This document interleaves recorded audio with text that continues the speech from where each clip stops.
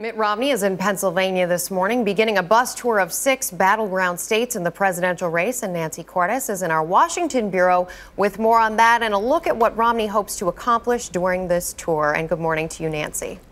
Good morning to you, Rebecca. For the past couple of months, Romney has really been focused on raising the money that he's going to need to run against President Obama. So this bus tour marks his return to retail politics, especially in the swing states that will decide this election. Do you believe we can take back the White House and reclaim the greatness of America? I agree with you.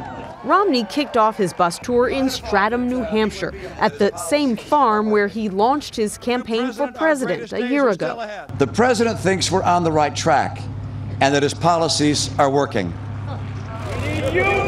And I believe with all my heart that we can and that we must do better, and we will do better. Romney's bus, emblazoned with the slogan, "Every town counts," Hi, how are you? will head through 6 swing states President Obama won 4 years ago. From New Hampshire, he heads to Pennsylvania, Ohio, Wisconsin, Iowa, and Michigan.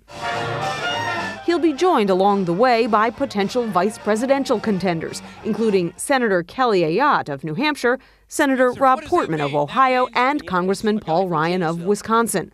What we need is Mitt Romney to be the next president of the United States of America. Hi there, how are you? In Milford, New Hampshire, Friday afternoon, Romney promised that as president, he would pursue energy independence and sweeping tax reform. Number 3, I'm going to stop this trillion-dollar deficit year after year after year and get America on track to have a balanced budget. Romney's tour takes him through small towns, not the big cities in those swing states that went for Mr. Obama 4 years ago. He's hoping to win over more rural voters that his campaign argues, Rebecca, the president has overlooked.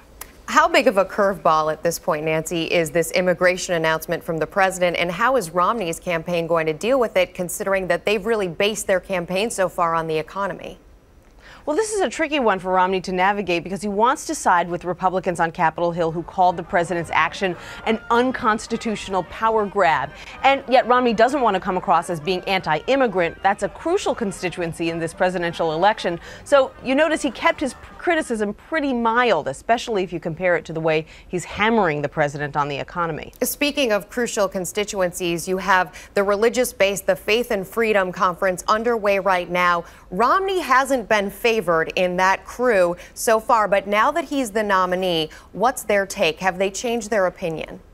Well, they're still skeptical, but they recognize that he is their standard bearer now, whether they like it or not, so they'd better get on board. And so some conservative faith leaders have told CBS, look, he's not my first choice, but I realize he is my only choice. And so you can bet he'll be doing his best this weekend to try to boost their enthusiasm. Nancy Cordes in Washington. Thanks for joining us, Nancy.